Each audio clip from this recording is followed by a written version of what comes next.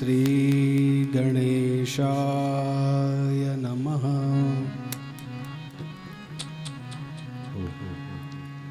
श्री सरस्वत्यै नमः। श्री गुरुभ्यो नमः।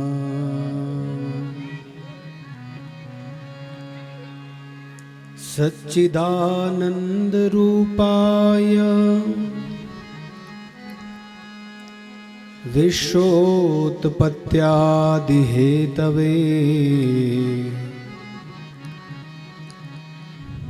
तापत्रय विनाशाय श्रीकृष्णाय वयं नुमः।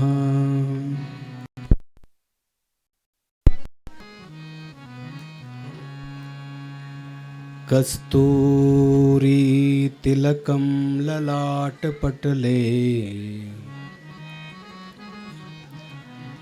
वक्षस्थले कौस्तुभम्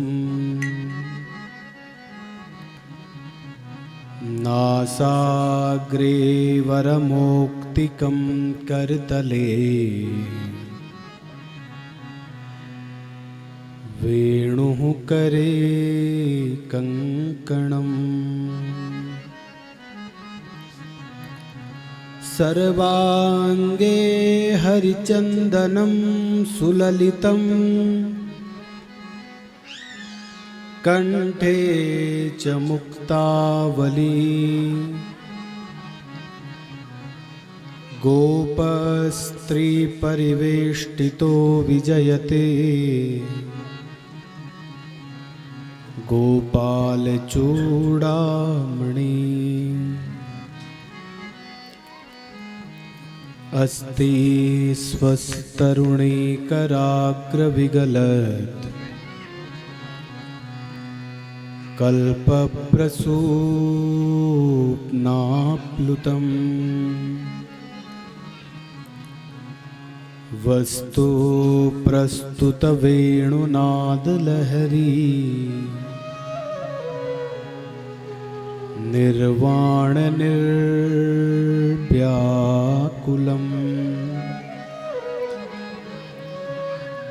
स्रस्त श्रस्त निबद्धनी विविलसत्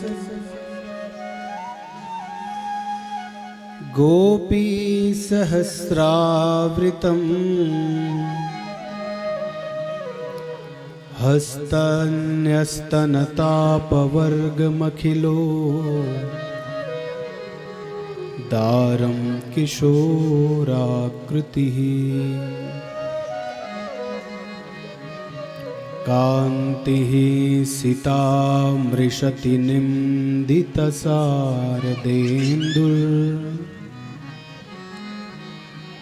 यत्रैकतो विलसितामसितांगशोभाम् वृन्दावनेऽपि कृतयामुनगाङ्गसङ्गम् राधा मुकुन्दयुगलं तदहं नमामि। योऽन्तः प्रविश्य मम वाचमिमां प्रसुप्ताम् सञ्जीवयत्यखिलशक्तिधरा स्वधाम्ना अन्याश्च हस्तश्चरणश्रवणत्वगादीन् प्राणान्नमो भगवते पुरुषाय तुभ्यम्। सृष्टो या सर्गरूपा जगदवनविधो पालनीया च रौद्री संहारे चापि यस्या जगदिदमखिलम् क्रीडनं या पराख्या पश्यन्ति मध्यमाथो तदनु भगवती वैखरी वर्णरूपा सा स्मद्वाचं प्रसन्ना विधिहरिगिरिसा राधितालङ्करोतु।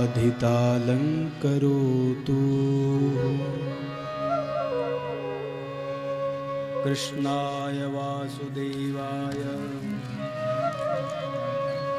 हरये परमात्मने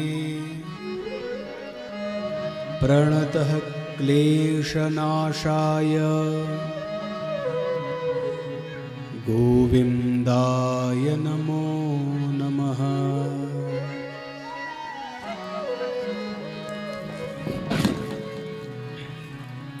बोले श्रीमद् भागवत महापुराण की जय। हरि महाराज की जय। कैला पीर देवता की जय। आइए कुछ मिनट भगवान नाम का आश्रय मन और वाणी से करते हुए सब गाएं।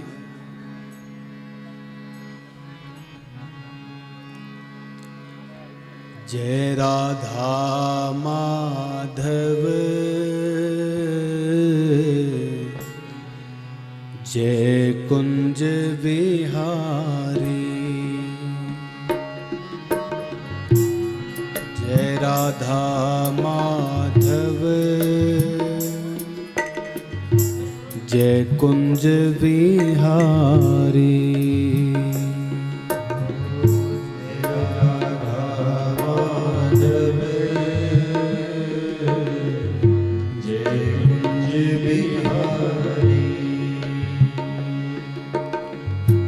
जय राधा माधव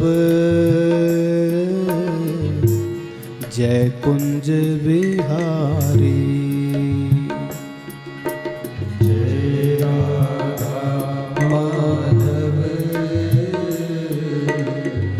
जय कुंज विहारी। जय राधा माधव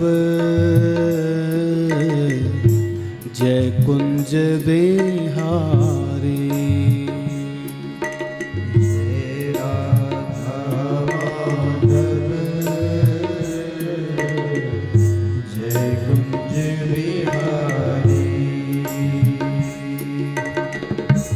जय गोपी जन बल्लभ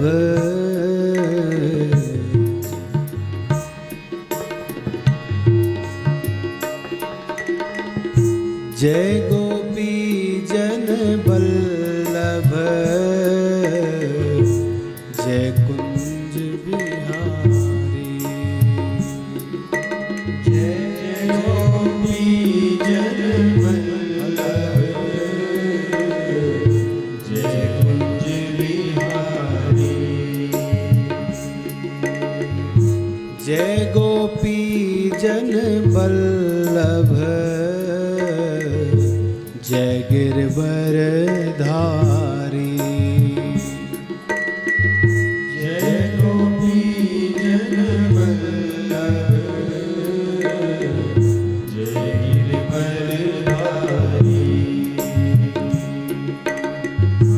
जय राधा माधव जय कुंज विहारी।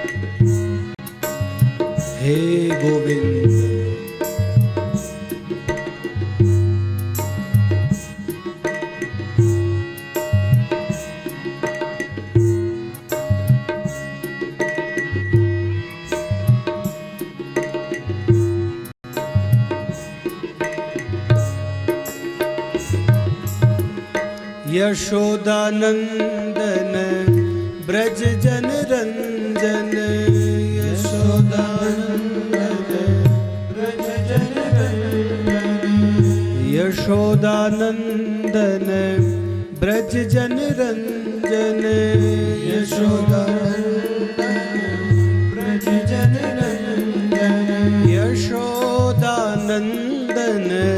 ब्रज जन रंजन, यशोदानंदन ब्रज जन रंजन, यमुना तीर बनचारे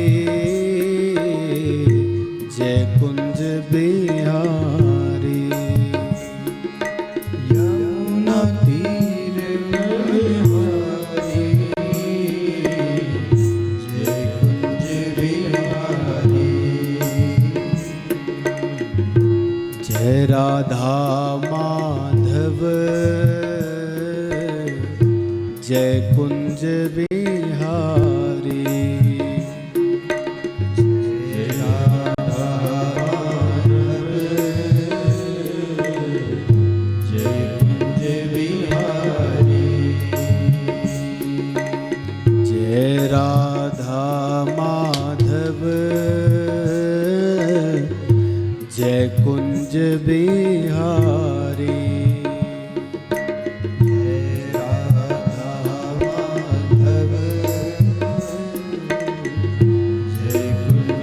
बिहारी,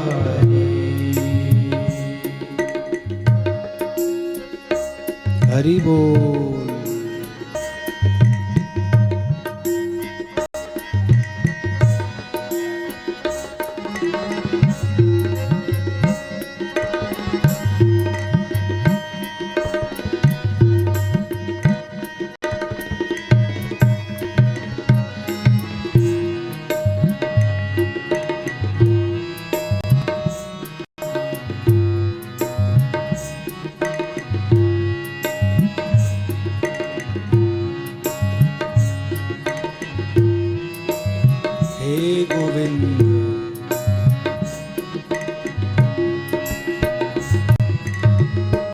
जय राधा माधव जय कुंज बिहारी,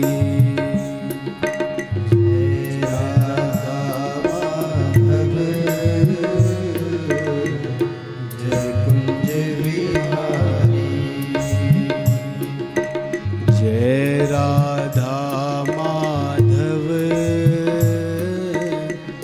जय कुंज बिहारी,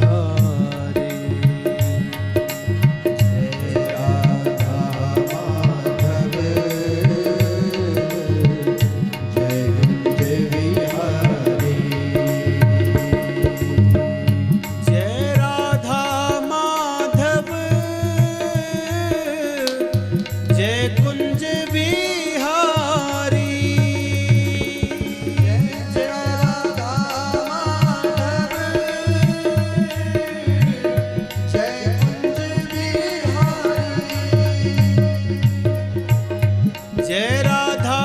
कुंज बिहारी,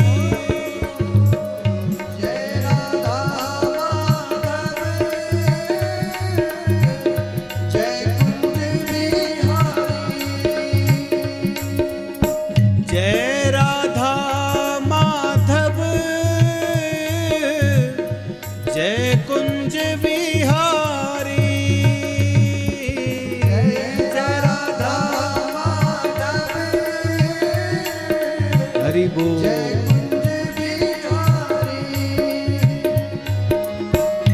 जय राधा माधव जय कुंज बिहारी, जय राधा माधव जय कुंज बिहारी, जय राधा माधव जय कुंज बिहारी, जय राधा माधव जय कुंज बिहारी,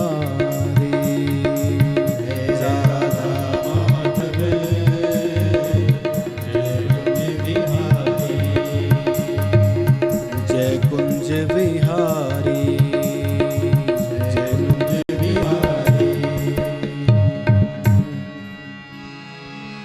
बोले श्रीमद् भागवत महापुराण की जय।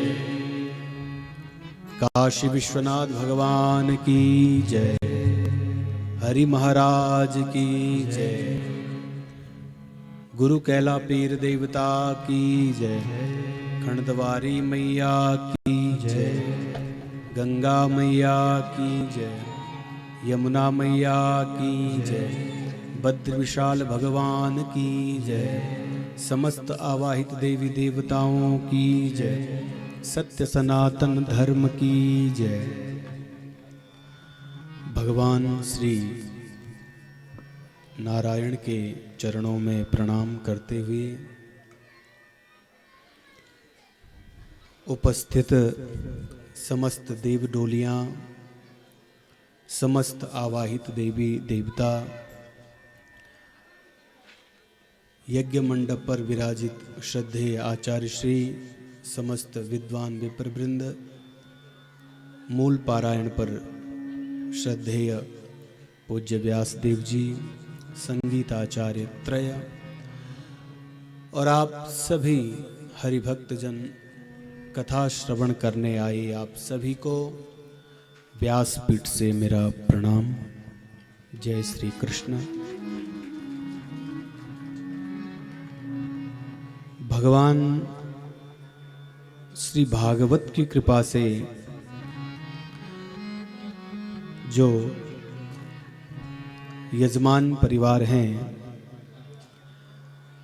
उनके द्वारा यहाँ पर सुंदर दिव्य भव्य श्रीमद् भागवत महापुराण का आयोजन हो रहा है। ऐसे मनोरथी परिवार श्रीमान श्री पूर्ण सिंह मराठा जी, श्रीमान श्रीमती प्यारी देवी जी धर्मपत्नी, श्रीमान श्री विजय सिंह मराठा जी सपरिवार, श्रीमान श्री गैणा सिंह जी सपरिवार, श्रीमान श्री रोशन सिंह जी सपरिवार, श्रीमान श्री वीरेंद्र सिंह जी सपरिवार, श्रीमान श्री भगवान सिंह जी सपरिवार, श्रीमान श्री राजपाल सिंह जी, श्रीमान श्री ईशांत जी सपरिवार, समस्त बंधु बांधवों के साथ जो यहाँ पर श्रीमद् भागवत का दिव्य भव्य आयोजन आपके द्वारा यहाँ पर किया जा रहा है, आप सभी को बहुत बहुत बधाई और बहुत बहुत शुभकामनाएं। अति हरि कृपा जाहि पर होई, पाहि देहि एहि मार्ग सोई। ऐसा कहते हैं जब भगवान की अति हरि कृपा होती है तब ऐसा सुंदर अवसर प्राप्त होता है। जन्मांतरे भवेत पुण्यम तदा भागवतम लभेत। भगवान जब कृपा करते हैं तब भागवत रूपी कथा के माध्यम से प्रकट होते हैं। कोई मन में अगर हम संकल्प करते हैं तो संकल्प जब हो तो वह शुभ संकल्प होता है, और शुभ संकल्प का अगर हमने मन में संकल्प किया, विचार आया, तो कभी न कभी भगवान उसे स्वीकारते हैं। बस होना चाहिए शुभ संकल्प, कल्याणदायक संकल्प होना चाहिए। और भगवान श्री हरि की कथा अनंत है। वेदव्यास जी आदि जो हुए हैं लेखक इसके, भागवत ग्रंथ को कोई ठीक से समझे और समझ सके हैं जो लोग, शायद ही कोई हो। इसलिए कहते हैं कि व्यासो वेति शुको वेति राजा वेति न वेति वा, श्रीधरः सकलं वेति श्री नृसिंह प्रसादतः।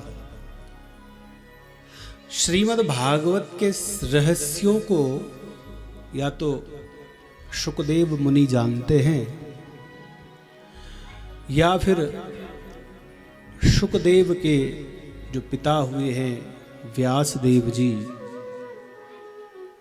या तो फिर श्रीधराचार्य ने इस भागवत कथा को सबको समझाने का प्रयास किया है। किसकी कृपा से? श्री नृसिंह प्रसादतः, भगवान श्री हरि की, भगवान श्री नारायण की कृपा से। तो कोई ये दावा न कर सके कि भाई हम भगवान भागवत के रहस्यों को जानते हैं, या हम भागवत के रहस्यों को ठीक से समझ पाए। 100 वर्ष अगर हमें मिल जाएं, 100 वर्ष की पूर्ण आयु हो और 100 वर्ष तक अगर हम श्रीमद् भागवत कथा सुनना प्रारंभ करें और उसमें भी रोज 10 घंटे कथा हो। भागवत में ही लिखा है, आसूर्योदय आरभ्य, सूर्य जब उदय हो तब श्रीमद् भागवत की कथा प्रारंभ करना चाहिए सुनना। और मध्याह्ने घटिका द्वयम, 2 घड़ी का विश्राम, 48 मिनट, उसमें भी 1 गिलास दूध और थोड़ा सा फलाहार, और उसके बाद फिर कथा। तब थोड़ा कथा के साथ न्याय हो सकता है, तब थोड़ा बहुत कथा हम श्रवण कर सकते हैं, तब हम भागवत की कथा को थोड़ा समझने का प्रयास कर सकते हैं। तो ये दावा नहीं करना चाहिए कि भाई हम तो भागवत के बड़े विद्वान हो गए, हम तो भागवत जी के बड़े अच्छे श्रोता हो गए। इसका रहस्य वही जान सकता है जिस पर भगवान की कृपा हो। अभी अभी कहा गया है ना, व्यासो वेति शुको वेति। वेद व्यास जी शायद इस ग्रंथ के रहस्य को जान पाए या न पाए, कुछ कहा नहीं जा सकता। और उनके जो पुत्र हुए हैं शुकदेव मुनि, जब ऐसे महापुरुषों के प्रति भी ये वाक्य कहा गया है कि वो शायद जान सकें या न जान सकें, तो फिर हम कलिकाल के जो लोग हैं क्या इन भागवत को समझ सके, क्या समझ पाए। फिर भी भगवान की कथा, भगवान का कीर्तन, भगवान का गुण कुछ तो हम पा सके। कुछ तो हमने अपने जीवन में लिया, कुछ तो हमने सुना, सार तो लिया है ना। तो जो ये घड़ी है, ये जो सत्संग है, ये भगवत कृपा से हमें मिलता है। इसलिए कहते हैं ना, ये घड़ी, कौन सी घड़ी?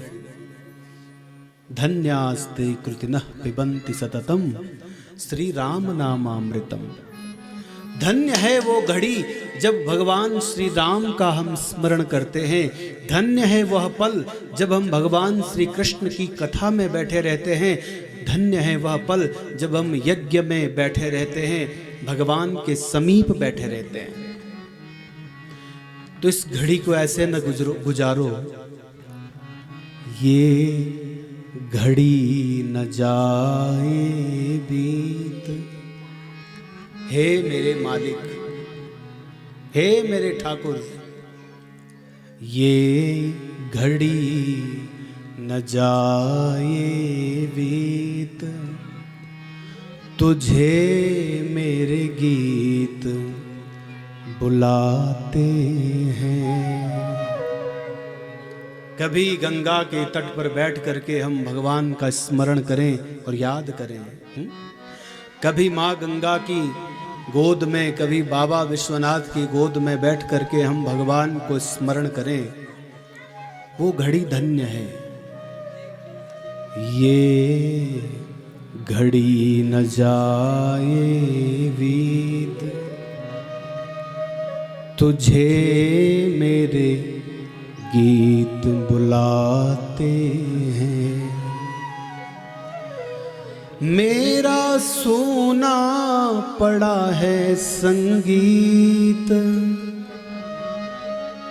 मेरा सोना पड़ा है संगीत, तुझे मेरे गीत बुलाते हैं।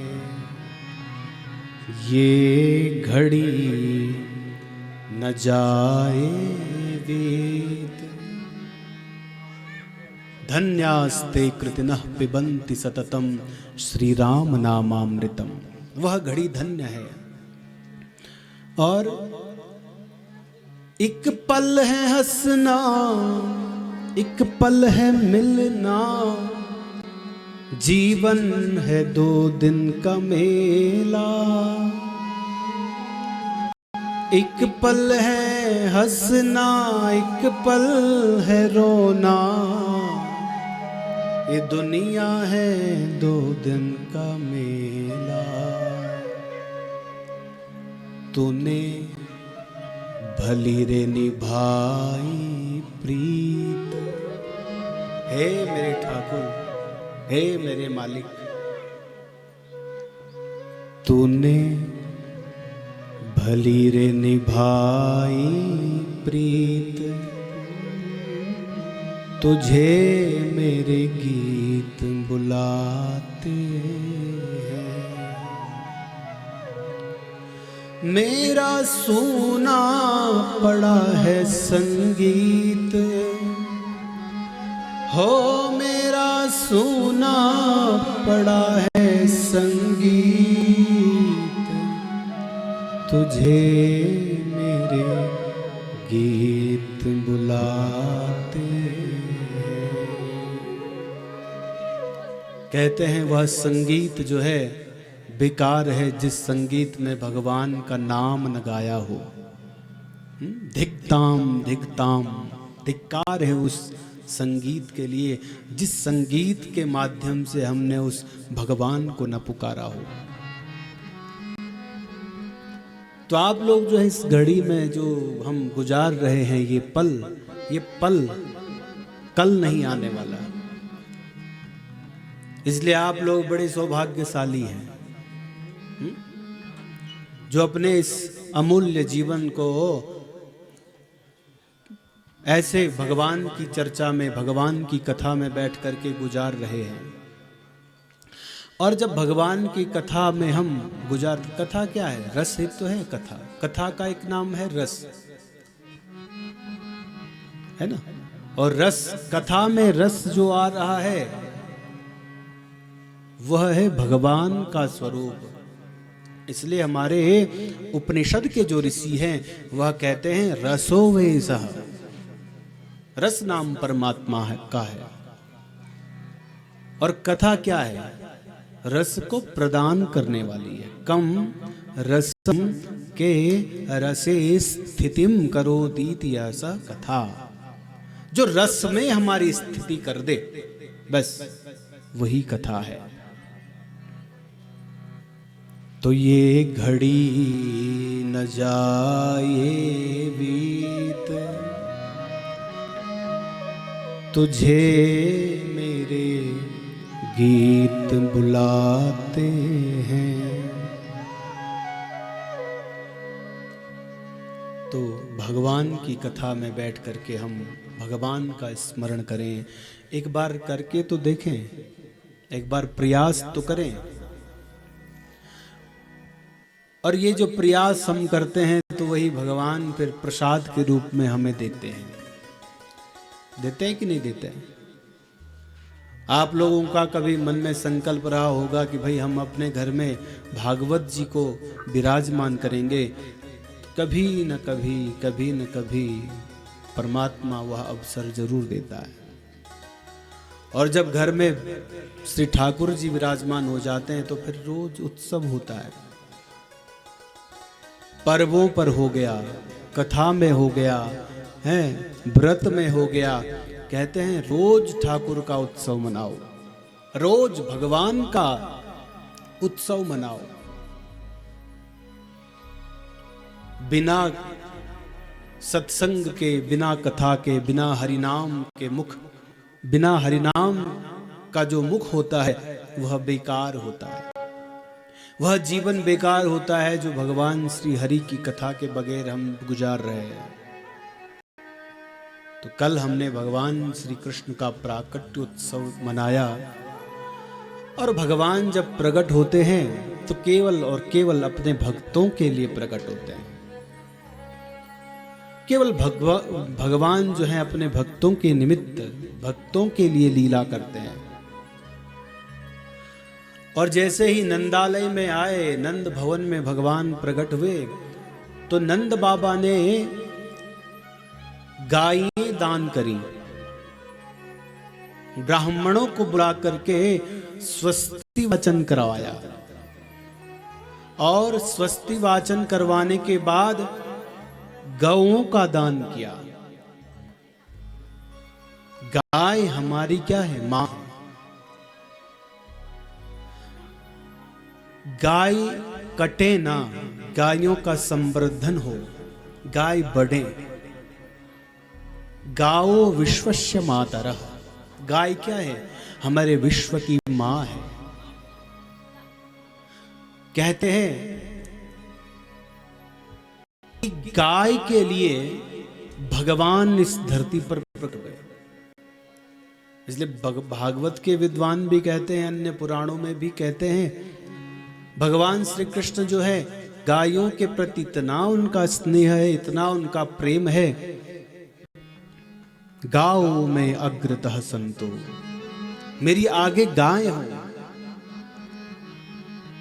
गाओ में अग्रतः संतो, गाओ में संतु पृष्ठतः, मेरे पृष्ठ भाग में क्या है? गाय हो। गाओ ममाग्रतः संतो,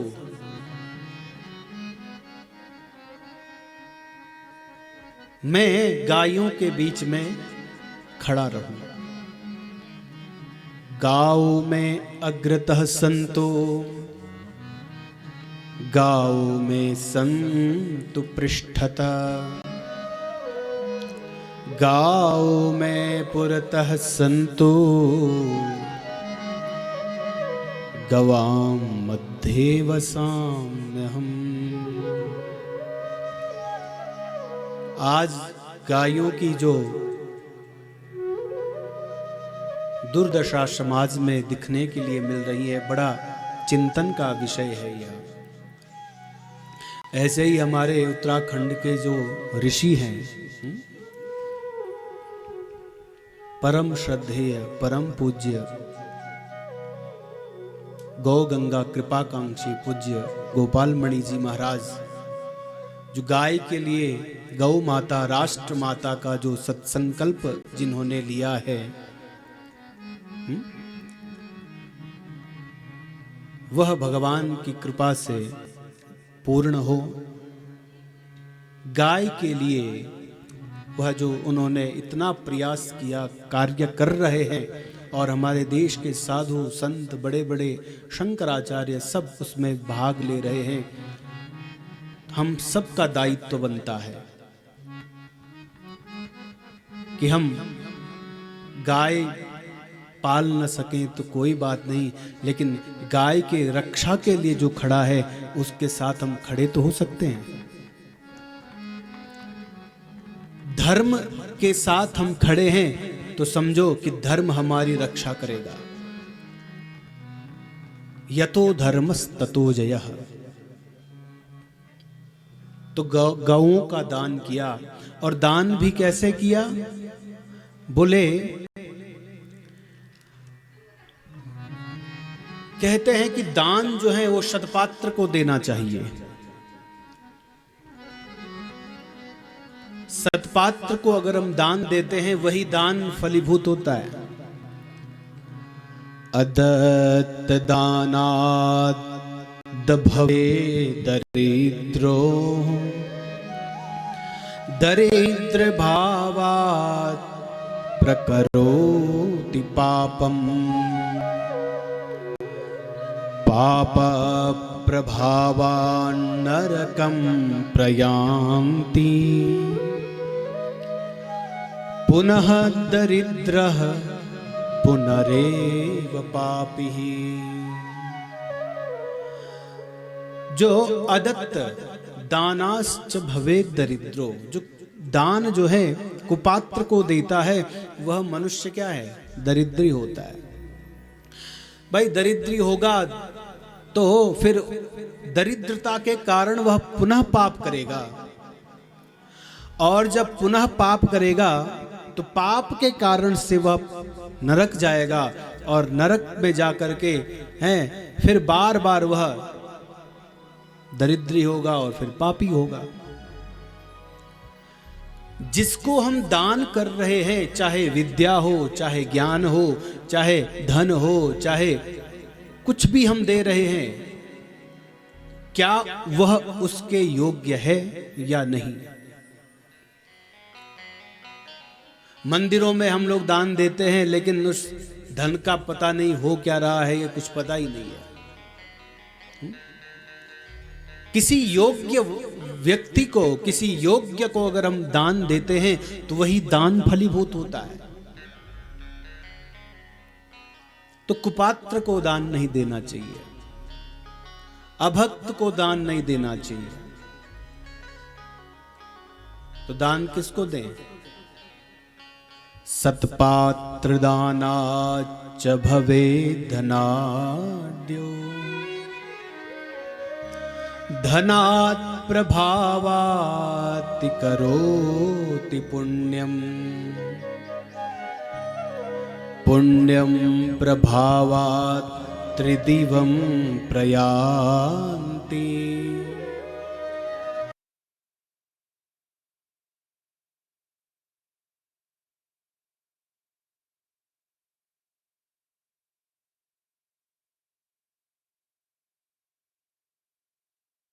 तो वह क्या बनेगा? जो मनुष्य सत्पात्र को दान देता है वह धनाढ्य होता है, और धन के प्रभाव से वो क्या करेगा? पुण्य करेगा। भाई जिसके पास धन होगा वही तो धर्म करेगा, वही तो पुण्य करेगा।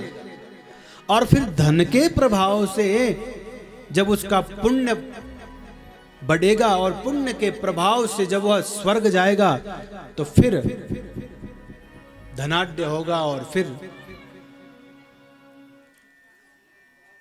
पुण्य प्राप्त करके वह समाज को एक सही दिशा देगा। तो दान भी अगर दें तो किस पे दें? किसको दें? बोले शतपात्र को देना चाहिए। सतपात्र को दान देने से क्या होता है? आयुः श्रियं यशो धर्मं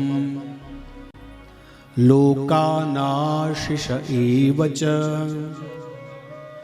हन्ति श्रेयांसि सर्वाणि पुंसो महदतिक्रमः। जो मनुष्य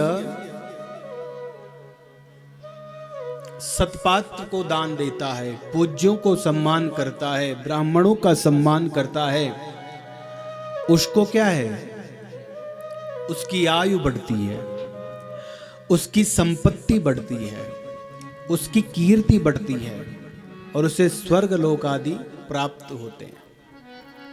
आज समाज में जो अपूज्यों का सम्मान हो रहा है और सम्माननीय लोगों का सम्मान नहीं हो रहा है, तो जिस देश में, जिस स्थान में, जिस नगर में ऐसा होता है, वहां 3 चीजें होती है। अपूज्या यत्र पूज्यन्ते,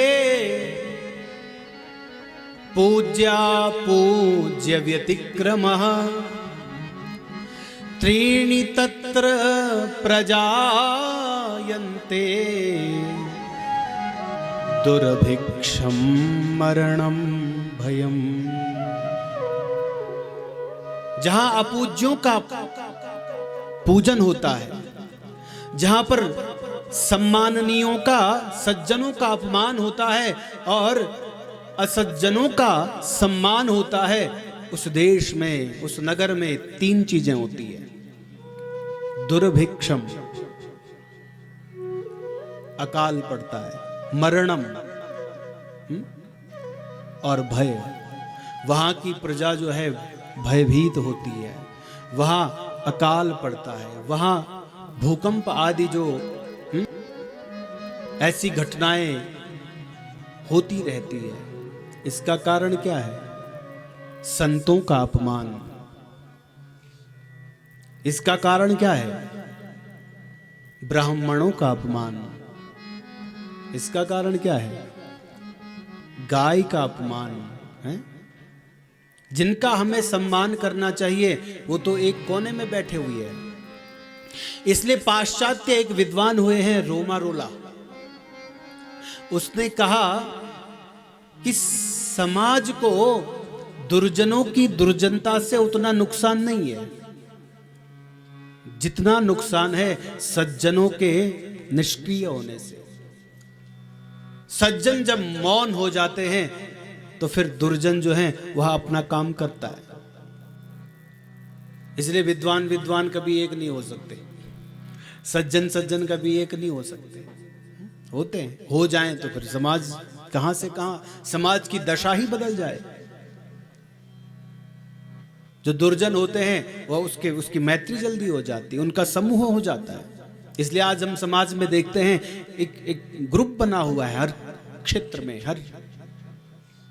और जो सज्जन है उनकी कोई पूछ ही नहीं है। तो रोमारोला का जो ये वाक्य था कि समाज को दुर्जनों की दुर्जनता से उतना नुकसान नहीं है जितना नुकसान है सज्जनों के मौन होने से। इसलिए मेरे भाई बहन, आयु श्रियम यशो धर्मम, आयु चाहते हैं, यश चाहते हैं, कीर्ति चाहते हैं तो अपने से बड़ों का सम्मान करें अपने। इसलिए हमारे वैदिक जो ऋषि हैं वो क्या कहते हैं? सर्वप्रथम यही कहते हैं, माता भूमि पुत्रोहम पृथिव्या। सबसे पहले जब उठें तो सबसे पहले मां पृथ्वी को प्रणाम करें। ये पृथ्वी क्या है? देव है। पृथ्वी क्या है? मां है। माता भूमि पुत्रोहम पृथिव्या, पृथ्वी का हम सम्मान करें। उसके बाद कई लोगों की आदत होती है ना, जगह जगह जैसे हम लोग मां पृथ्वी पर हम जैसे, ठीक है, कुल्ला आदि हम लोग करते हैं तो हर जगह थूकते रहते हैं। पान गुटखा मसाला खा करके हर जगह देखो सड़कों पर सब गंदगी करी रहती है। हमारे शास्त्रकारों ने कहा गया है कि हमारे जो आगे, अगर हम आगे कूला करते हैं, हमारे जो पितृ, जो देव होते हैं वो हमारे सन्मुख निवास करते हैं। हमारे पृष्ठ भाग में जो है हमारे जो पितृ देवता हैं वह हमारे निवास करते हैं। दक्षिण में हमारे देवी देवता जो हमारे तीर्थ हैं वह क्या करते हैं? निवास करते हैं। इसलिए कभी भी कुल्ला आदि करना हो तो वाम गंडू समाचरित, वाम भाग में करें। तो पृथ्वी जो है, पृथ्वी को स्वच्छ रखना ये हमारा सबसे पहला दायित्व बनता है। अपने आसपास की जो जगह है उसको हम स्वच्छ रखें। तो माता भूमि पुत्रोहम पृथिव्यः। और दूसरी बात, आचार्य देवो भवः, मातृदेवो भवः, पितृदेवो भवः, ये भाव कहा गया है। तो अगर अपने जीवन में भैया यश कीर्ति चाहते हैं तो आप दान करो, क्योंकि दान में कम कलो युगे, कलयुग में दान की बहुत महिमा है। आपके पास जो है वो दीजिए। जिसके पास जो है, भगवान ने जो दिया है आप लोगों को, जिसको जो मिला है उसको भगवान से ही मिला हुआ है। हमारे भागवत में लिखा है, भागवत के विद्वान कहते हैं कि यावत भ्रियेत जठरम तावत सत्वम ही देहिनाम अधिकम योभिमन्येत शस्तेनो दंडमर्हति। यावत भ्रियेत जठरम, जितने से हमारा पेट भर जाए बस उतने पे ही हमारा अधिकार है। और उससे अधिक अगर हम लोग रखते हैं अपने पास धन तो हम दंडनीय हैं। तो जितने से हमारा पेट भर जाए, जितने से हमारे कुटुंब का भरण पोषण हो सके, जितने में हमारा जीवन यापन हो सके, उतने पे ही हमारा अधिकार है। हम बचपन में जब एक स्कूल में जब पढ़ते थे तो वहां पर एक स्कूल में बैठ करके गेम खेलते थे, एक खेल खेलते थे। 4-5 लड़के बैठ करके गोल में एक बॉल सबके पास वो पकड़ानी थी। एक ने एक के पास पकड़ाई, एक ने एक के पास पकड़ाई, एक ने एक दूसरे के पास पकड़ाया, तो जिसने वो पकड़ के रखा वो आउट। वैसे ही धन जो है ये क्या है, ये सबके पास चल रहा है, सबके पास आ रहा है, लेकिन जिसने पकड़ के बैठा है वही सबसे ज्यादा दुरुपयोग समाज में कर रहा है। इसलिए धन जो है खूब कमाओ, आप दान करो। और दान जब करोगे, जो आपने दिया है और जितना आपको मिल रहा है वो उतना ही मिल रहा है जितना आपने दिया है। कई लोग बोलते हैं भाई मेरे पास धन रुकता ही नहीं है। भाई जब तेरे पास धन था तब तूने कितना दिया?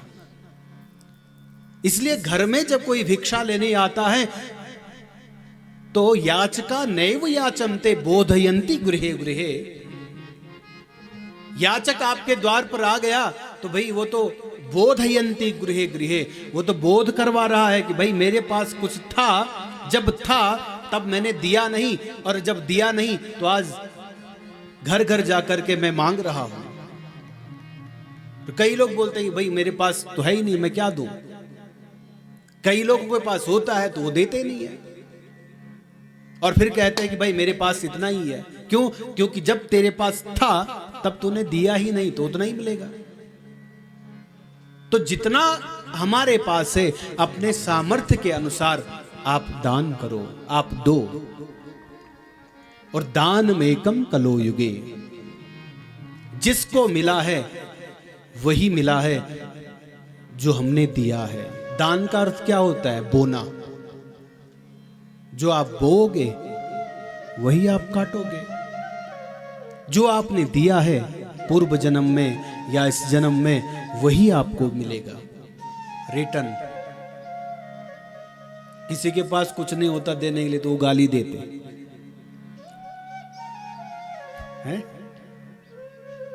जे मुंह कुछ नहीं, न धन न दौलत न पै न घर मुंह अन्न न कुछ नहीं, वो गाय दुनी मास तो काम न काजे जाने डर मांग ले भी गाय देना। चलो वो गाली भी फलीभूत होती है नहीं। ददतु गाली गालीवंतो भवंतः। जिसके पास जो होता है वही तो देता है। अरे कुछ ना हो तो बस प्यार के 2 शब्द बोल दो, वो भी तो देना होता है।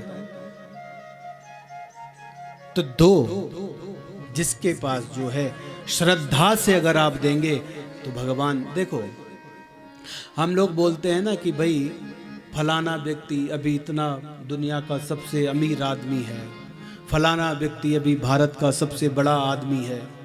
क्यों है? इसका कभी कारण जानना चाहा आप लोगों ने? उनके पास इसलिए है, इसलिए श्रीमद् देवी भागवत में एक बात आती है कि ये राज भोगान वितिरिद्धि पूर्णान संसेव्यमानं बहुभिर्मनुष्यै दृश्यन्ति ते वा विभवे समेता ते पूजिताम्बे त्यनुमेवमेव। संसार में जितने भी राज वैभवों से जो युक्त हैं, नौकर चाकरों से जो युक्त हैं, पूरे ऐश्वर्य से जो युक्त हैं, उनमें एक विशेषता भगवान ने दी है, उनमें एक गुण विशेष रहा है। बोला क्या गुण रहा है? या तो उन्होंने इस जन्म में पराम्बा माँ भगवती का स्मरण किया है, या तो फिर पूर्व जन्म में उन्होंने माँ भगवती जगत जननी का, माँ जगदम्बा का उन्होंने स्मरण किया है, इसलिए उनके पास इतना सारा ऐश्वर्य आज है। जिसको जो मिला हुआ है वो भगवत कृपा से मिला हुआ है। उन्होंने वह साधना करी है, उन्होंने वह उपाय किया है। इसलिए जिन्होंने नहीं किया दान, वो अंधाश्च मूका बधिराश्च खंजा, वो लूले लंगड़े अंधे बहरे ये सब हुए जब उनके पास था तब दिया नहीं। और दूसरी बात, जिन्होंने मां भगवती की उपासना नहीं करी, उन्होंने नहीं करी, इसलिए वह आज अंधे बहरे हो रखे हैं। तो जिसने भी मिला है, जिसको भी मिला है, भगवान की कृपा से मिला है। अरे भगवान तो सारे संसार में जो ऐश्वर्य हमें दिखता है वो सारा भगवान का ही तो है दिया हुआ, और सब यहीं छूट जाता है, साथ में कोई ले जाता है क्या? इस धरा का, इस धरा पर सब धरा रह जाएगा, सब यहीं छूट जाता है। तो इसके पास, आपके पास जो दान देने के लिए है, जो आपके पास हो, आप खूब दान दें। सतपात्रों को दान देना चाहिए। सतपात्र को दान जब दें, खूब यज्ञ आदि करें, आपके पास धन हो, कहते हैं सोई धन धन्य प्रथम गति जाकी।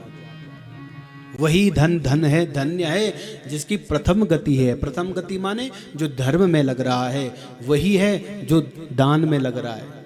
इसलिए एक बात याद रखना, आप धर्म के नाम पर या धर्म में जो आप धन दे रहे हैं वही आपका है, वही धन आपका है जो धर्म में आपने दिया है। और फिर उतने में ही आपको संतुष्ट रहना पड़ेगा कि भैया मैंने जितना धर्म में लगाया है वही मुझे प्राप्त होगा, बस। इसलिए हमारे विद्वान भागवत के कहते हैं कि विवाहे यादृशम वित्तम तादृशम परिकल्पयित।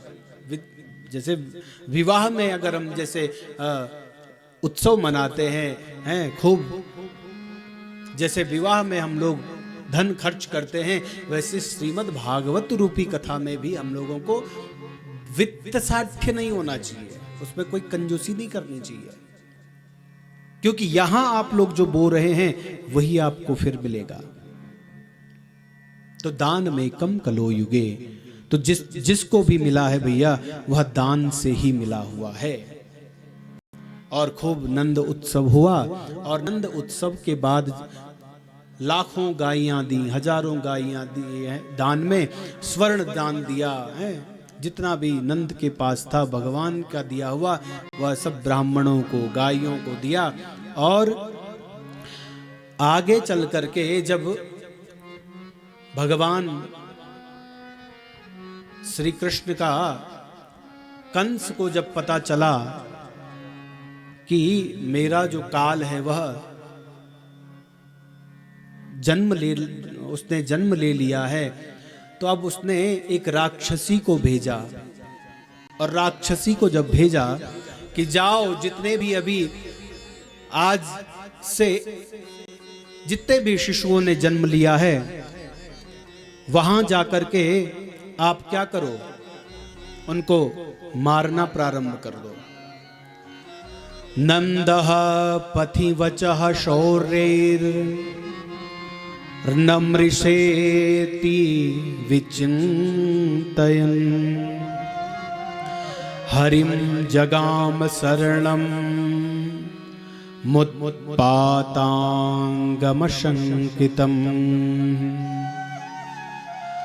जैसे ही गोकुल में आई वह राक्षसी, उसका नाम था पूतना। पूतना बाल घातनी। कौन है यह?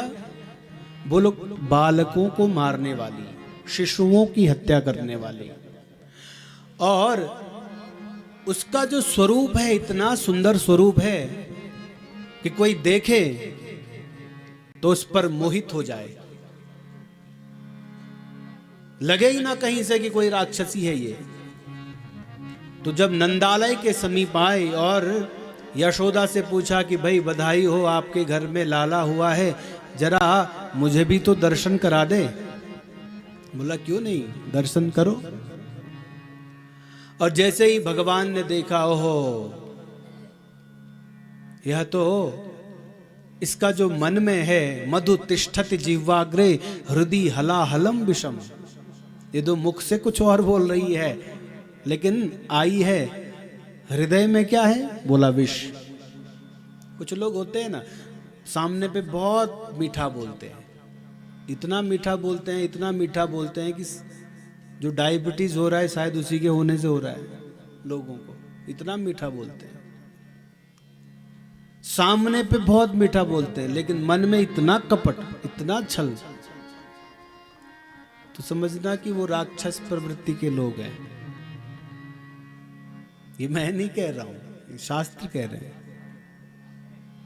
इसलिए कहते हैं ना कि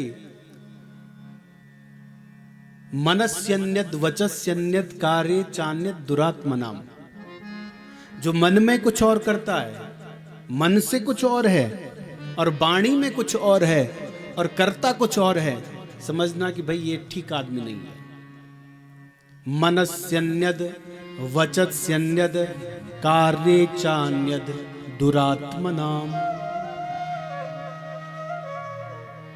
मन में कुछ और है, वाणी में कुछ और है, हृदय में कुछ और है, समझना कि भाई ये आदमी ठीक नहीं है। और मनस्सेकम वचस्सेकम कार्ये कार्यं चान्यत महात्मनाम। जो मन से भी वही भाव रखता है और वाणी से भी वही भाव रखता है और क्रिया में भी वही भाव रखता है, जैसा बोलता है वैसा करता है और हृदय से करता है, तो समझना कि वो सज्जन है। हमारे यहां साधु और असाधुओं के लक्षण खूब भरे पड़े हैं। मानस में लिखते हैं, सरल स्वभाव सबन सन प्रीति। सरल स्वभाव सबन सब प्रीति। सरल स्वभाव सबन सन प्रीति। सरल स्वभाव सबन सन प्रीति। समशीतल त्याग ही नहीं नीति। समशीतल त्याग ही नहीं नीति। सरल स्वभाव सबन सन प्रीति। सरल स्वभाव सबन सन प्रीति। सरल स्वभाव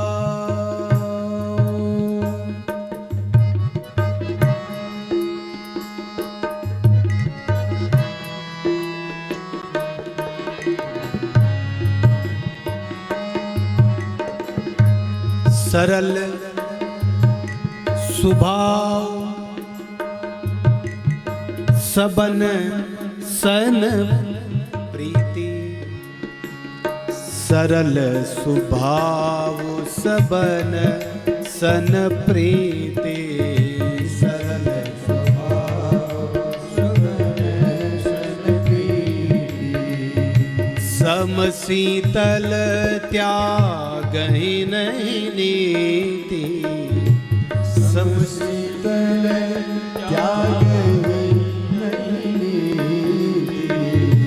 सरल स्वभाव सबन सन प्रीति, सरल स्वभाव सबन सन प्रीति, संत हृदय नवनीत समाना, संत हृदय नवनीत समाना, संत हृदय नवनीत समानन, संत हृदय नवनीत समानन, संत हृदय नवनीत समाना, संत हृदय नवनीत समाना, सरल स्वभाव सबन सन प्रीति,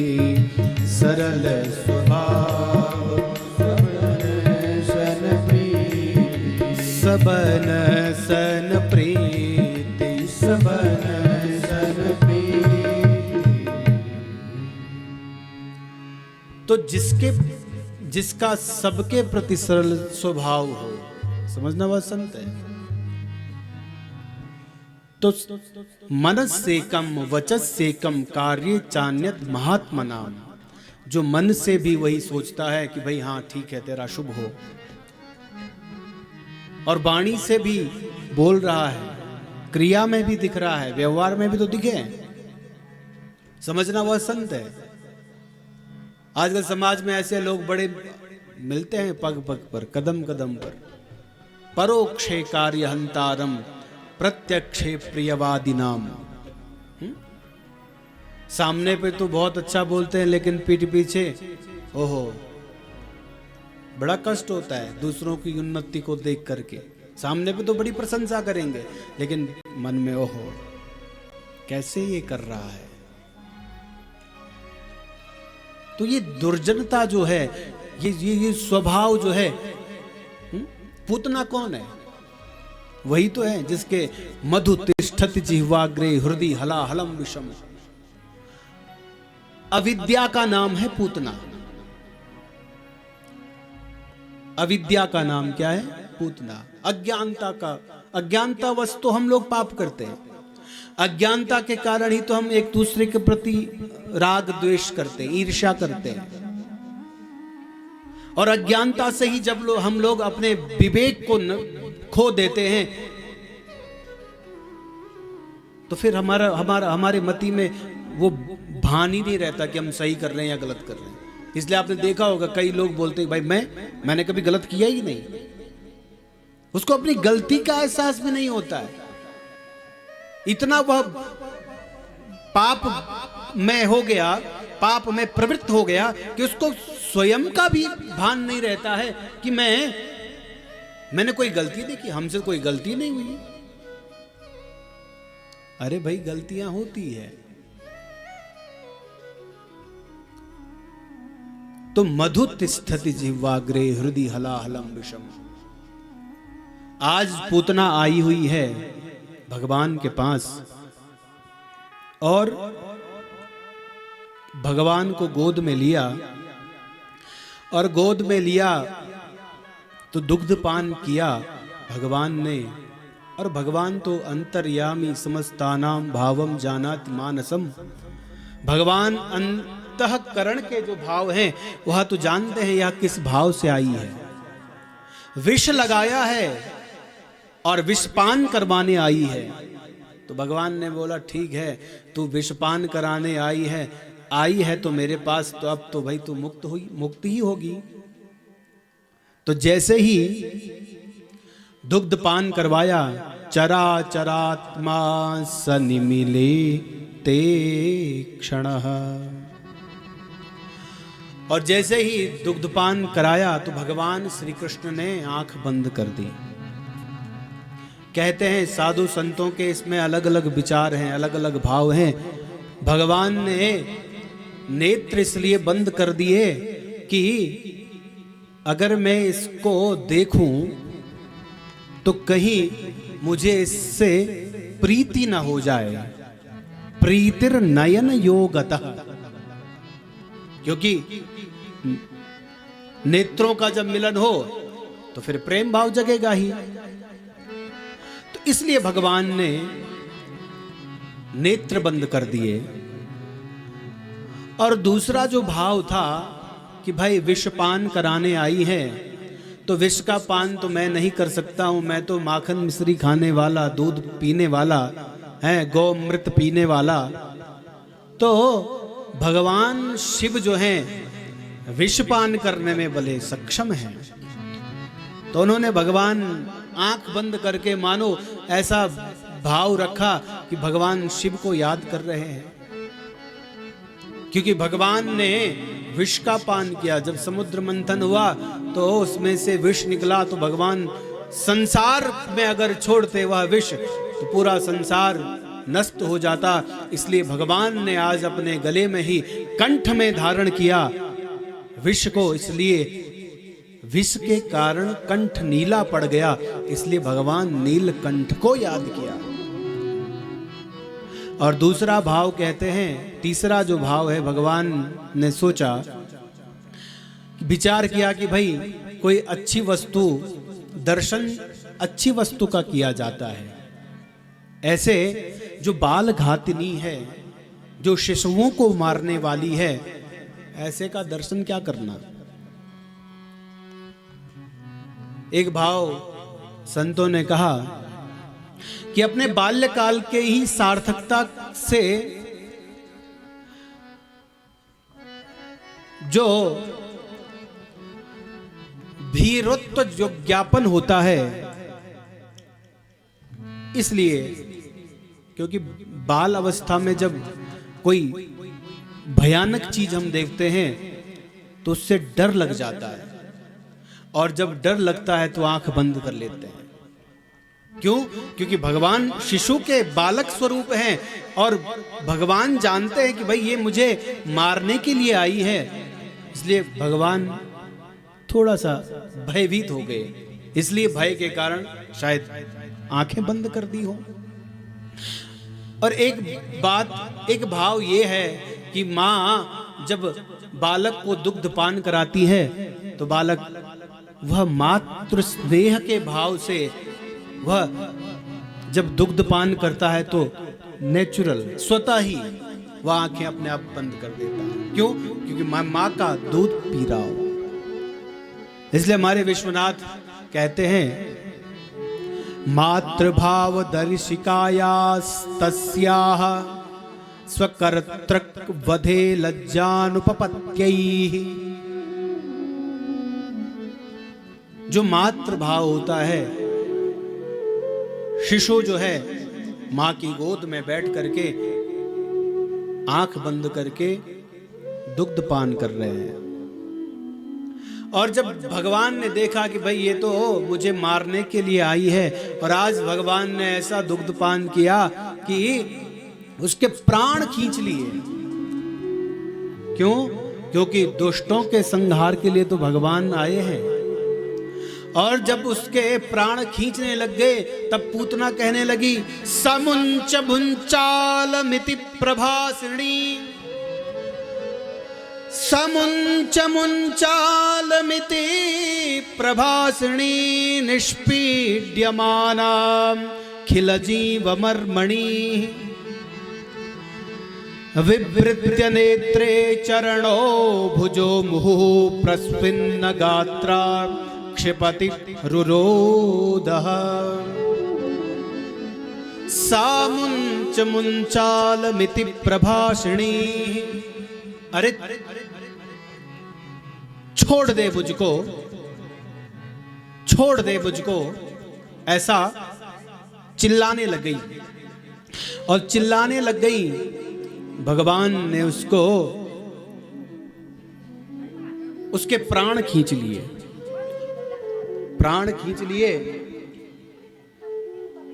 तो प्राण खींचते खींचते वह अपने स्वरूप में आ गई। और स्वरूप में जब आ गई, इतना विशाल काया उसका शरीर जो है, विशाल काय शरीर जो है, पूरे गोकुल में पड़ा हुआ है। और भगवान श्री कृष्ण जो है उसके छाती पर बैठ करके, और जैसे ही गोकुल वासियों ने देखा, मां यशोदा ने देखा कि जब से भगवान श्री कृष्ण का जन्म हुआ,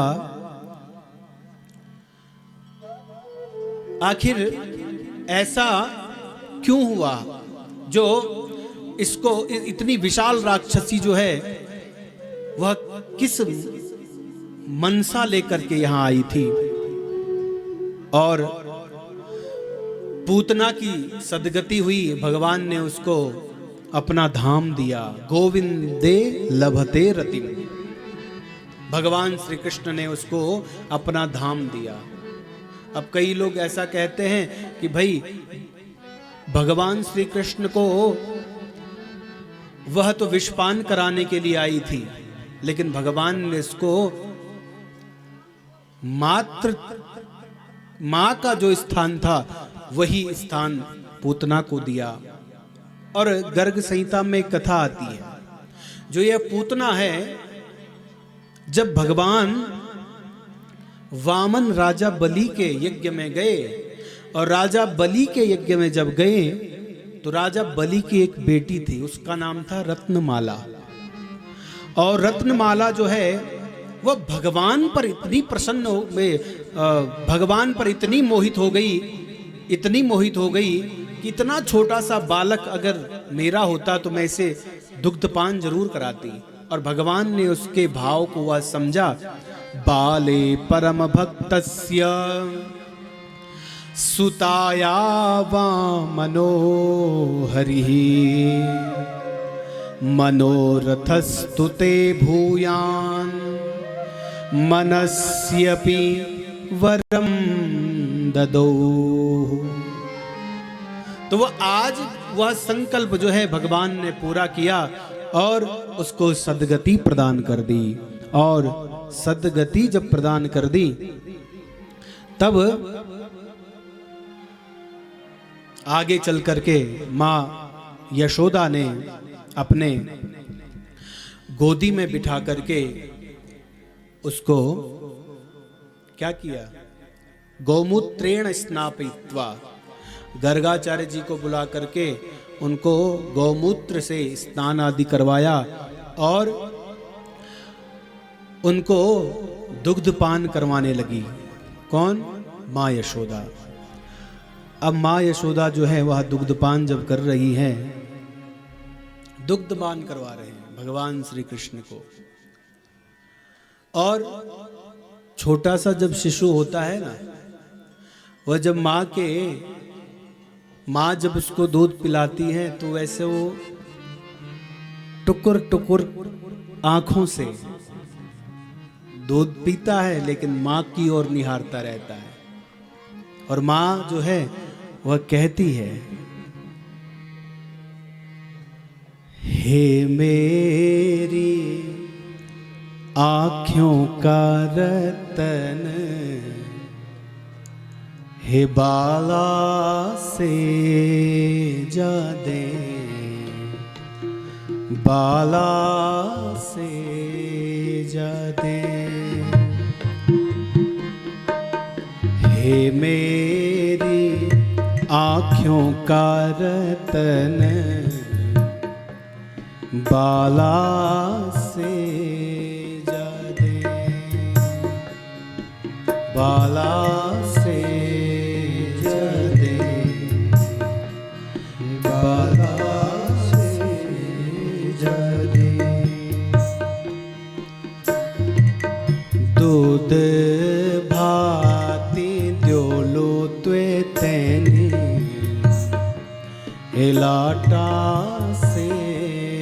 जा दे, बाला से जा दे। भाती जुलू ते तेरी, बाला से जा दे, बाला से जा दे। हे मेरी आँखों का रतन, हे बाला से जा दे। आँखों का रतन, हे बाला से जा दे, बाला से जा दे।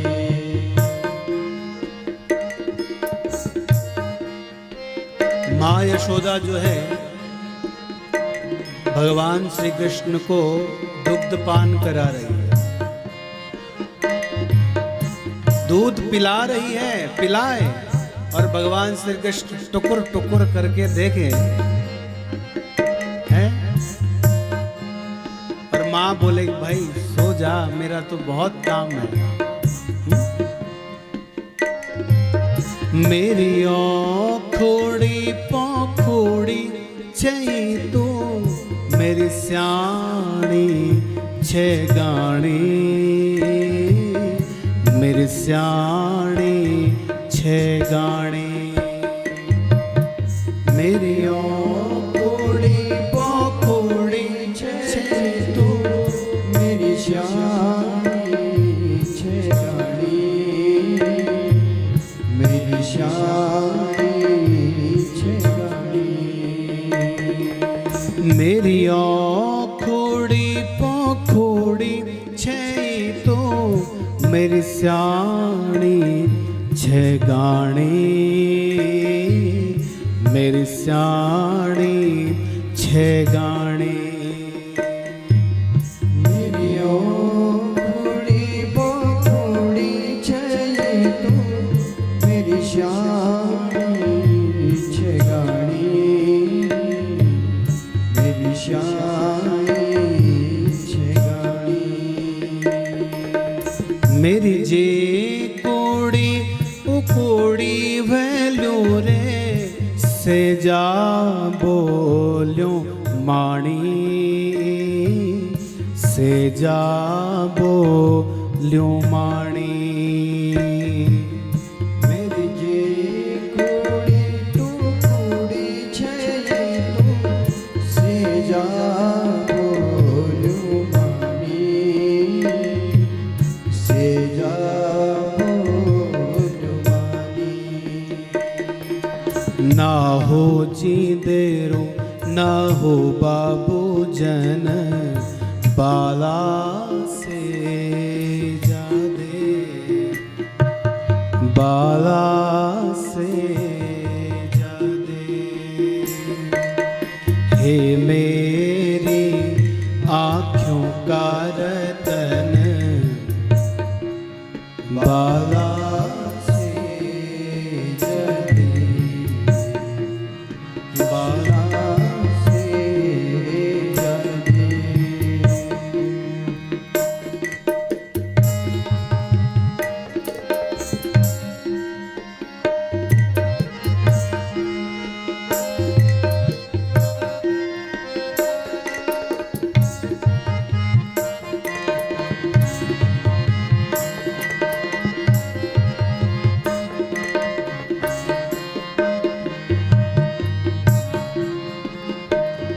घर में भी अपने घर में जब कोई शिशु हो है, उसको लौरियों के साथ उसको सुलाओ। कभी कोई रामचरितमानस की चौपाई हो, कभी कोई भागवत जी की स्तुति हो, कभी कोई ऐसा सुंदर गीत हो जिससे कि और तेरी गूंद क्या ली हाथियों की मुठ्ठियों मां, मेरा सुपीना बुझाने मेरा सुपीना बुझान। तेरी गोंद क्या ली हाथियों की मुट्ठी मां हे गोविंद। मेरा सुपीना जाने मेरा सुपीना बुझाने। तेरी गोंद क्या ली हाथियों की मुट्ठियों मां मेरा सुपीना बुझान। मेरा सुपीना बुझान। तेरी गोंद क्या ली हाथों की मुट्ठी मां मेरा सुपीना बुझाने। मेरा सुपीना बुझाने। तेरी टोर पूरी त्यों बाली आँखों मां मेरा सुखी दिन लुक्यान। मेरा सुखी दिन लुक्यान। तेरे टोरे पूरी तो बालियाँ क्यों मां मेरा सुपीना। हर किसी का सपना होता है कि उसका बालक, मेरा सुपीना छोटा सा शिशु जब हो तो कभी हम उसके लिए कपड़े बुनना पहले से ही तैयार कर देते हैं। बहुत सारे सपने हम उसके लिए देखते हैं और कभी हम उसकी आंखों में अपने लिए सपने देखते हैं। मेरा सुपीना जाने। तेरी टोर पूरी त्यों बाली आँखों मां मेरा सुपीना लुक्यान। मेरा सुपीना लुक्यान। तेरे तूने पूरी तो बालियाँ क्यों मां मेरा सुपीना लुक्याने। मेरा सुपीना लुक्याने। मेरी आस सांस त्वे माही छन बाला से जादे हो कृष्णा से जादे। हे मेरी आँखों का रतन हे कृष्णा से जादे। हे बाला से जादे। मेरी आँखों का रतन हे कृष्णा से जले। हे बाला से जले। हो कृष्णा से जादे हो बाला से जादे। हो कृष्णा से जादे हे बाला से जादे। बोले कृष्णचंद्र भगवान की जय। तो कभी भी हो कोई लोरियां हम सुने हैं, कोई सुंदर गीत हो, कोई सुंदर चौपाई हो। मां मदालसा थी एक ऋषि का। अपने बच्चों को वह उपदेश देने लगती थी बचपन से। तो मां मदालसा जो थी बहुत विदुषी थी। वह जब अपने बालकों को उपदेश देती थी, 4 पुत्र उसके हुए। राजा चाहता था कि अब मेरी तरह क्या करें, राजपाट करें। लेकिन वो चाहती थी कि भाई राजा राजपाट तो ये सांसारिक सुख, कोई सुख थोड़ी ना है। तो वह अपने बालक को कहती है कि शुद्धोसी बुद्धोसी निरंजनोसी संसार माया परिवर्जितोसी। इसलिए कभी भी हो अपना जो बालक हैं घर में, अपने जो घर में शिशु हैं, उनको अभी थोड़ा थोड़ा करके शास्त्र का उपदेश करें, शास्त्र को उनको श्रवण कराएं। आजकल तो सब माताएं पढ़ी लिखी हैं, सब भाई बहन पढ़े लिखे हैं, अपने शास्त्रों का अध्ययन करो और सुनाओ अपने बालकों को। उससे फायदा क्या होगा कि वह एक प्रज्ञावान बनेगा, एक विलक्षण बुद्धि से वह प्रकाशित होगा, उसके जीवन में शास्त्र होंगे, उसके जीवन में एक अनुशासन होगा। तो भगवान ने अनेक लीलाएं करी, शकटासुर का, तृणावर्त का उद्धार किया और नामकरण संस्कार गर्गाचार्य जी ने किया। नाम में वह भगवान जो हैं, यद्यपि इनके नाम अनेक हैं, विष्णु सहस्त्र नाम में इनको हजारों नामों से जाना जाता है। विष्णु सहस्त्र नाम है, हजारों नाम हैं इसके, लेकिन गर्गाचार्य जी ने गौशाला में जाकर के इनका नामकरण संस्कार किया। और नामकरण संस्कार जब किया तो गर्गः पुरोहितो राजन यदूनां सुमहत्तपाः ब्रजं जग्गामनन्दस्य वासुदेवर्पचोदितः। गर्गाचार्य जी ने वसुदेव की प्रेरणा आदि गोकुल नंद बाबा के राजमहल में जब गए तो वहां पर उन्होंने गौशाला में नामकरण संस्कार रखा।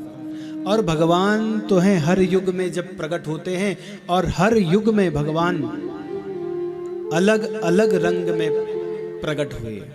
बोला शुक्लो रक्तस्तथा पीता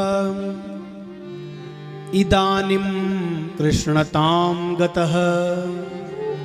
सतयुग में जो भगवान प्रकट हुए वह शुक्ल वर्ण के थे, त्रेता में रक्त वर्ण, रक्त और पीत, और द्वापर में श्याम वर्ण के, और अब की बार जो भगवान हुए हैं कृष्ण, काला है, सांवला है, काला है, इसलिए इसका नाम होगा कृष्ण। और दूसरा जो नाम रखा, बल में यह अधिक होगा, इसलिए इसका नाम क्या, बलराम होगा। और एक नाम इनका होगा संकर्षण। तो दोनों का नाम रखा, और दोनों का नाम रखा तो यद्यपि भगवान श्री रामचरितमानस में कथा आती है, इनके नाम अनेक अरूपा। भगवान के नाम और उनकी लीला कहाँ तक गा सकते हैं हम लोग, इतने नाम हैं भगवान के। और माँ यशोदा जो है भगवान श्री कृष्ण को जिस नाम से पुकारती थी वो तो विष्णु सहस्त्र नाम में भी नहीं है। जिसके प्रति हमारा प्रेम होता है उसका हम कुछ और ही नाम लेते हैं। तो भगवान के प्रति माँ यशोदा का जो प्रेम है वो बहुत प्रेम है। और उसके बाद धीरे धीरे जब बालक बड़े हो गए हैं, घुटनों के बल नंदालय में जब चलने लगे, बाल लीलाएं करने लगे, माँ यशोदा दधि मंथन कर रही है, भगवान फिर उलूखल में बंद जाना, फिर दामोदर नाम से भगवान श्री कृष्ण जाने गए। यमला अर्जुन का उद्धार किया, नलकूबर का उद्धार किया, और नलकूबर आदि ऋषियों का जब उद्धार किया, फिर कालिया का उद्धार किया। भगवान ने अनेक लीलाएं करी। और जब भगवान मथुरा में गए और मथुरा में जब गए तो वहां पर एक कुब्जा नाम की कुब्जा मिली और कुब्जा पर भगवान वह भगवान श्री कृष्ण के लिए भगवान कृष्ण का उसको दर्शन हुआ और कंस के लिए वह चंदन का आदि लेपन का कार्य करती थी। तो भगवान श्री कृष्ण ने उसका उद्धार किया और उद्धार जब किया आगे चले और धनुष भंग जब भगवान श्री कृष्ण ने किया, अथ ब्रजन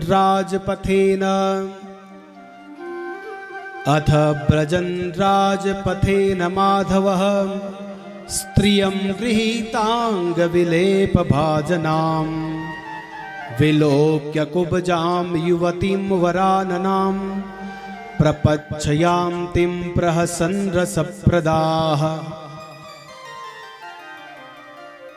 धनुषो भज्यमानस्य शब्दः खं रोदसी दिशः पूरयामास यं श्रुत्वा कंसस्त्रासमुपागमत्। जब रंगमंच पर गए वहां पर जो धनुष रखा हुआ था, भगवान श्री कृष्ण ने वह धनुष उठाया और उसकी प्रत्यंचा को लगाया और धनुष तोड़ दिया। जो ये धनुष था ये परशुराम ने उसको दिया था कंस को। कंस को एक बार युद्ध करने की इच्छा हुई मन में और कंस ने सोचा कि प्रभु क्यों ना थोड़ा दो हाथ आपसे हो जाए। परशुराम से बोला कि अरे तू मुझसे युद्ध करेगा? बोला हाँ।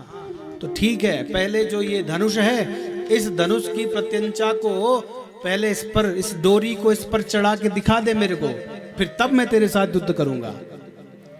तो परशुराम ने का वह धनुष दिया हुआ था और जब कंस ने उसकी प्रत्यंचा को वो रस्सी को लगा दिया तो परशुराम जी बड़े प्रसन्न हुए और कहा कि मैं तुझ पर प्रसन्न हूँ, मैं जान गया हूँ तुझ पर बहुत बल है, शक्ति है, जा इस धनुष को ले जा, अपने राज्य में रखना इस धनुष को।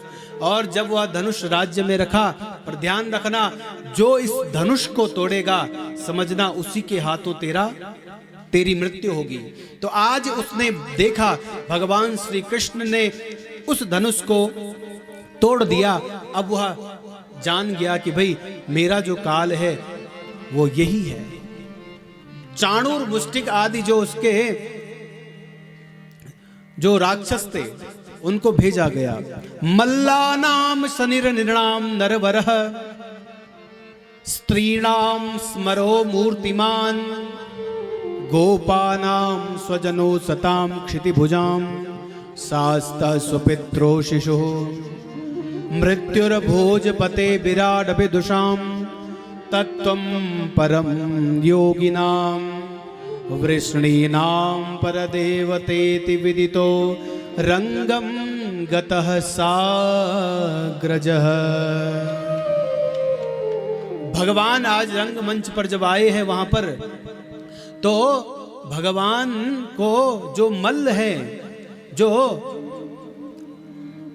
उनको भगवान कैसे दिख रहे हैं? बोले ब्रज के रूप, वज्र होता ना वज्र के रूप में भगवान दिख रहे हैं, इतने हृष्ट पुष्ट दिख रहे हैं। और नरवर वपुः, जनता को भगवान कैसे दिख रहे हैं? बोले सुंदर नर है भगवान, नर स्वरूप में दिख रहे हैं। स्त्रीणाम, स्त्रियों को कैसे दिख रहे हैं? मानो साक्षात मूर्तिमान भगवान काम रूप में प्रकट हो गए हैं। गोपानाम स्वजनो सताम, तो जिस भाव से जो देख रहा है भगवान को आज भगवान उसी भाव में दिख रहे हैं। क्यों? भाव को भाव अनख आलस हो, भाव को भाव अनख आलस हो, भाव को भाव अनख आलस हो, भाव को भाव अनख आलस हो। जाकी रही भावना जैसी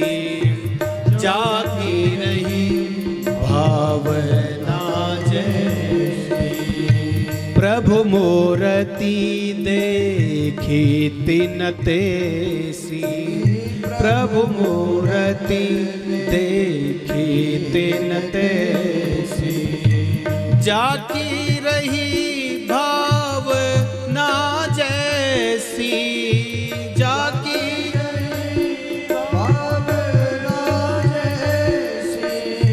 जाकी रही भावना जैसी, जाकी रही भावना जैसी, प्रभु मूरति देखी तिन तैसी, प्रभु मूरति देखी तिन तैसी, जाकी रही भावना जैसी, जागी रही भावना जैसी।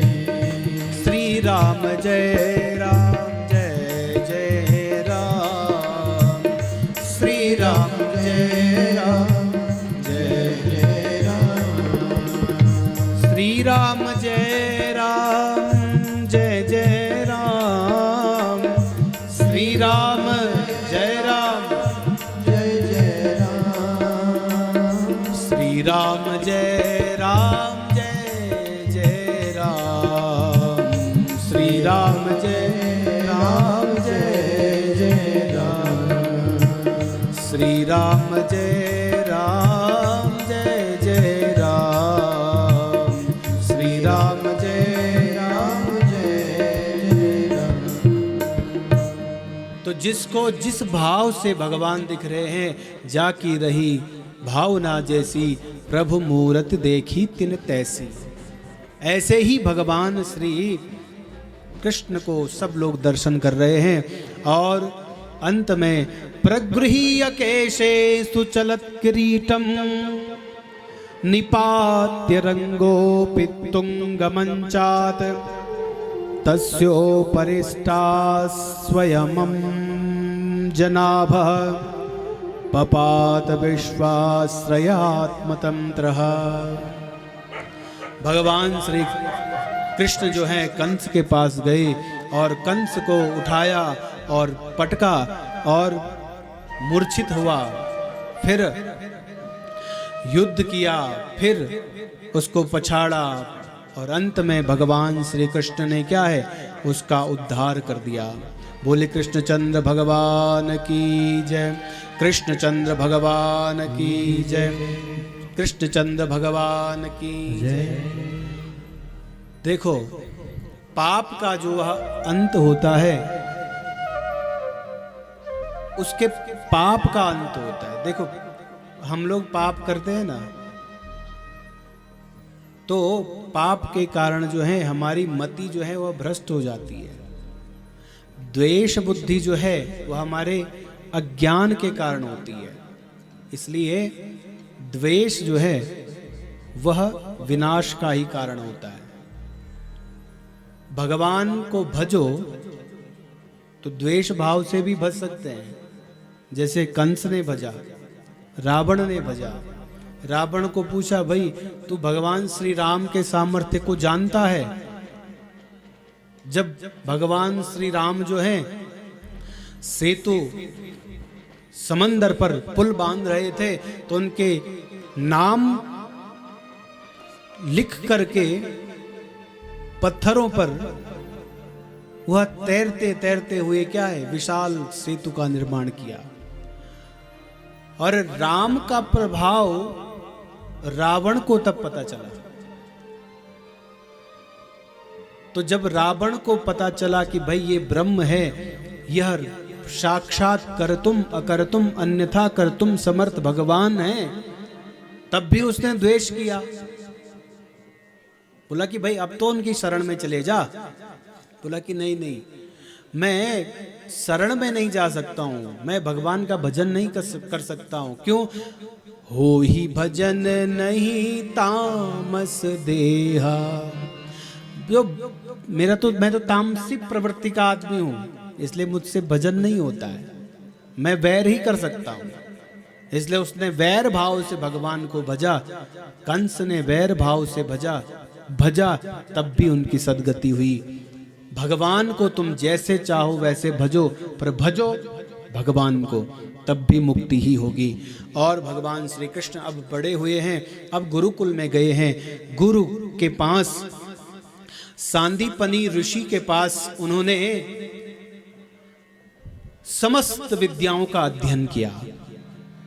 सारी विद्याएं उनको प्राप्त हुई, और प्राप्त जब हुई, उनके एक मित्र थे सुदामा।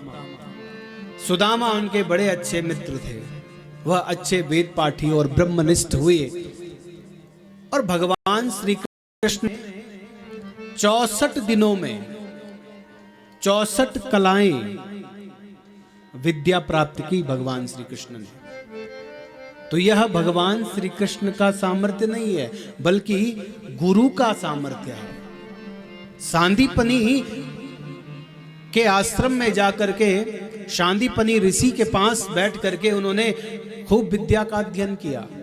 और जब विद्या का अध्ययन किया तो गुरु दक्षिणा देने लगे, क्योंकि हमारे यहाँ विधान है, गुरुकुल में जब जाते हैं तो गुरु के पास जब विद्या अध्ययन करते हैं तो गुरु को कुछ देते हैं गुरु दक्षिणा के रूप में। तो भगवान श्री कृष्ण ने कहा कि प्रभु, आपने मुझे ज्ञान प्राप्त कराया है, आप मुझे कुछ, मैं आपको क्या दक्षिणा दूं, बोलिए। तब सांदीपनी ऋषि की पत्नी जो है वह जानती थी कि यह साधारण कोई बालक नहीं है, और जब साधारण बालक नहीं है तब उन्होंने, सांदीपनी ऋषि की पत्नी ने सांदीपनी से कहा कि इससे वो चीज मांगो जो हमारे पास नहीं है। क्यों? अगर वो चीज लाके देगा ये, तब मैं जानूंगी कि ये भगवान है। मन में तो जानती थी, भगवान श्री कृष्ण जो लीला करते थे उसको तो अच्छी तरह से जानती थी कि यह साधारण बालक नहीं है कोई। लेकिन आज भगवान ने स्वयं कहा कि गुरुदेव आप मांगिए, मैं दक्षिणा के रूप में आपको क्या दूं।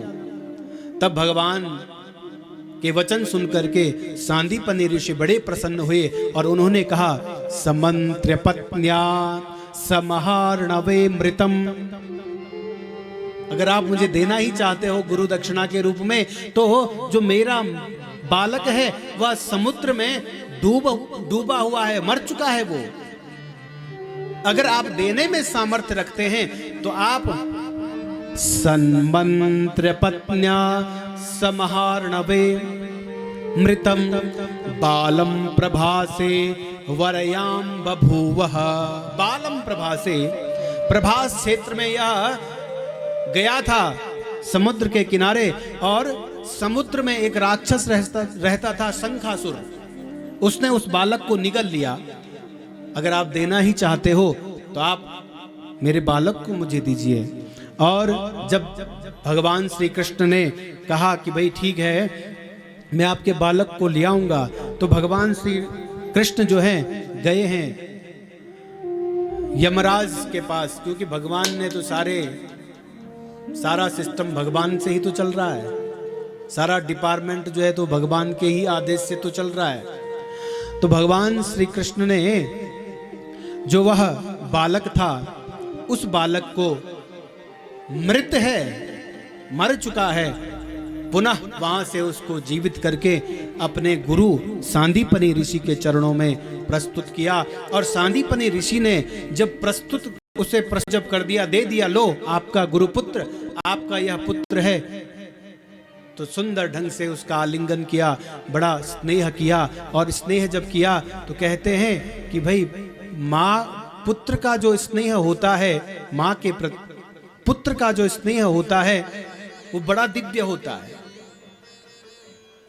जैसे ही आलिंगन किया सांदीपनी ऋषि ने अपने पुत्र का, क्यों आत्मा वे जायते पुत्रः, पुत्र के रूप में पिता ही परिणित होता है। तो कहते हैं कि मृषा वदति लोकोयम, लोग झूठ बोलते हैं कि चंदनादति शीतला, कि चंदन शीतलता प्रदान करता है। अरे पुत्र गात्रस्य संस्पृश्य चंदनादति शीतला, पुत्र का स्पर्श हो जाए, पुत्र का हम आलिंगन कर लें, तो कहते हैं वह चंदन से भी अधिक शीतलता प्रदान करता है। इसलिए महाभारत में भी एक श्लोक आता है कि नवाससां न रामाणाम न पाम स्पर्श तथा विधः शिशोरालिङ्ग्यमानस्य स्पर्श सूनोर यथा सुखम। अपने शिशु अपने पुत्र का अगर हम हृदय से आलिंगन करते हैं, स्पर्श करते हैं, संसार में ऐसा सुख जो है वह ना तो सुंदर वस्त्रों को पहनने से होता है, वह ना तो किसी शीतल जल से होता है, और ना सुंदर रमणीय स्थानों पर जाने से होता है, कि जितना सुख पुत्र के आलिंगन करने से होता है।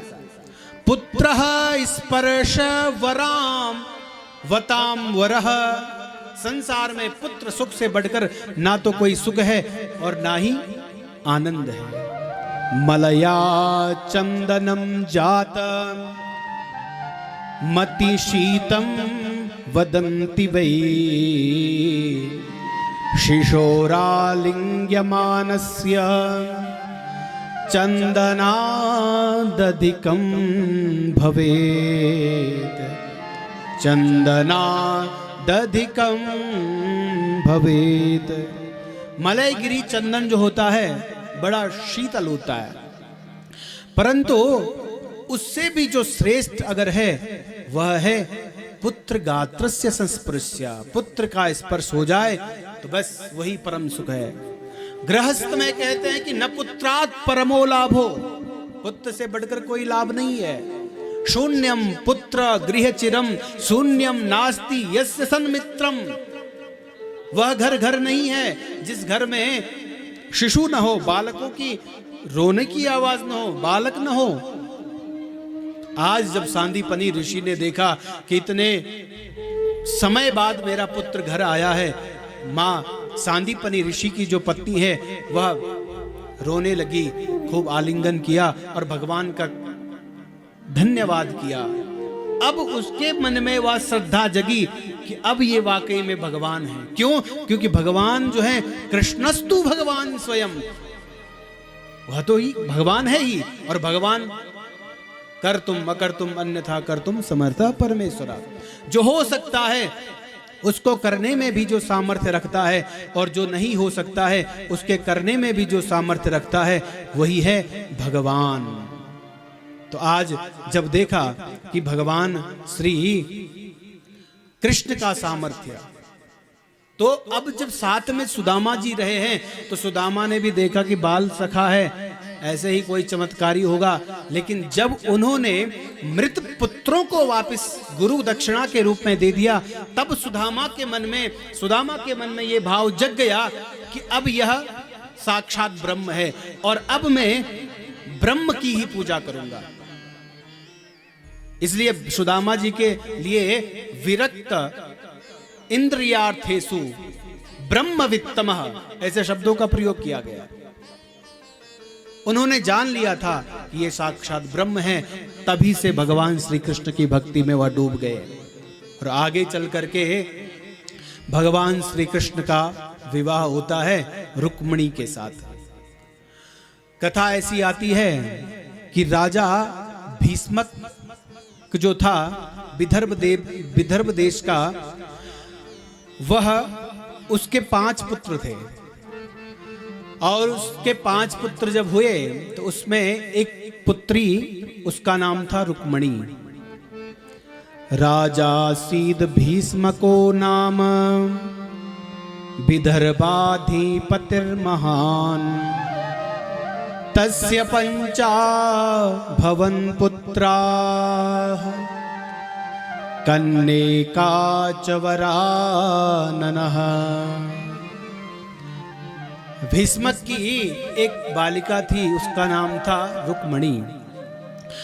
जो रुक्मी था भाई, वह चाहता था कि इसका जो विवाह है वह किसके साथ हो? बोला शिशुपाल के साथ। शिशुपाल के साथ विवाह हो तो वह उसको पसंद नहीं करती थी, और पसंद जब नहीं करती थी तो कहते हैं कि कुलम च शीलम च वपुर यशश्च विद्यां च वित्तं च शनाथतां च एतान् गुणान् सप्त परीक्षदेय कन्या बुधैषे समचिंतनीयम्। बालिका का विवाह हो तो सर्वप्रथम क्या देखा जाता है? बोला कुलम, कुल अच्छा हो। रुक्मी चाहता था कि शिशुपाल के साथ मेरी बहन का विवाह हो, लेकिन रुक्मणी नहीं चाहती थी। क्यों? क्योंकि कुल अच्छा नहीं है। दूसरा गुण, गुणः खलु अनुरागस्य कारणम। जिस कुल में बेटी को दिया जाता है उसका वह कुल अच्छा हो। और दूसरा क्या हो? गुणवान हो। जिस वर को हम दें, जिस बालक को हम अपनी कन्या दें, उसका क्या कुल अच्छा होना चाहिए, गुण अच्छे होने चाहिए। क्यों? गुणः खलु अनुरागस्य कारणम। गुणों से ही फिर अनुराग होता है, गुणों के कारण ही प्रेम होता है। फिर वपुर सुंदर हो। और स्त्रियों का एक स्वभाव होता है, सौंदर्यम सर्वनारीणाम प्रियम भवति सर्वथा। सुंदरता पसंद करती हैं स्त्रियां। और फिर यश हो। जिस कुल में हम दे रहे हैं वह यश, वह बालक जो है, वह वर जो है यश वाला होना चाहिए, यशस्वी होना चाहिए। और चौथा पांचवा जो गुण है वह क्या होना चाहिए? बोले विद्या, वह विद्वान हो। रूप हो, गुण हो,